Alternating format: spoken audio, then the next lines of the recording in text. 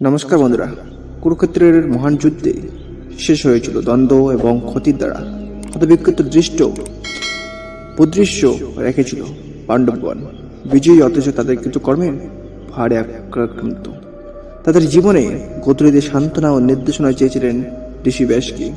তাদের পথপ্রদর্শক হিসেবে নিয়ে 5 ভাই তাদের চূড়ান্ত যাত্রা শুরু করেছে। পাণ্ডবরা বন ও পর্বত অতিক্রম করার সময় তারা চ্যালেঞ্জ এবং পরীক্ষার সম্মুখীন হয়েছিল, যা তাদের গুণাবলী পরীক্ষা করেছিল। দ্রৌপদী স্থিতিস্থাপকতার প্রতীক, তার স্বামীর পাশাপাশি হাঁটতেন। কষ্ট সহ্য করা সত্ত্বেও তার দৃষ্টি অটুট ছিল।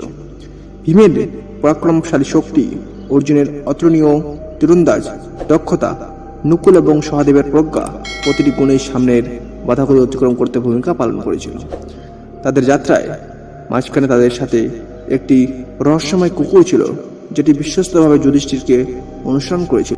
যখন তারা স্বর্গ প্রাণী এবং জ্ঞানী সন্ন্যাসীদের মুখোমুখি হয়েছিল, কুকুরটি নিজেকে ধর্মবেশে প্রকাশ করেছিল। ধার্মিকতার মূর্ত প্রতীক যুধিষ্ঠির ধর্মের প্রতি তার অটল প্রতিশ্রুতির জন্য পরিচিত এই ঐশ্বরিক উপস্থিতি দ্বারা গভীরভাবে অনুপ্রাণিত হয়েছিল।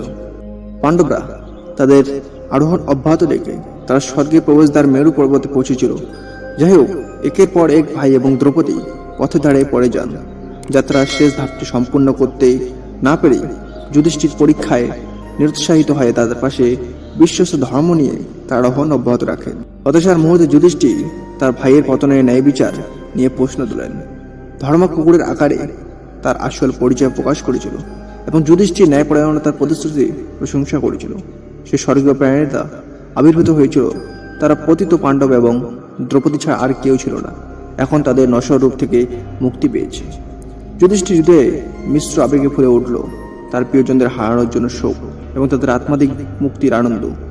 ধর্মের প্রতি তার অবিচল আনুগত্য কেবল তার ভাইয়ের এবং দ্রৌপদীর মুক্তির দিকে পরিচালিত করেনি, বরং তাকে তার নশ্বর দেহ থেকে স্বর্গে প্রবেশ করতে বিরল আমন্ত্রণও অর্জন করেছিল। যুধিষ্ঠির যখন স্বর্গ রাজ্যে পা রেখেছিলেন, তিনি একটি দুর্দান্ত দর্শন প্রত্যক্ষ করেছিলেন।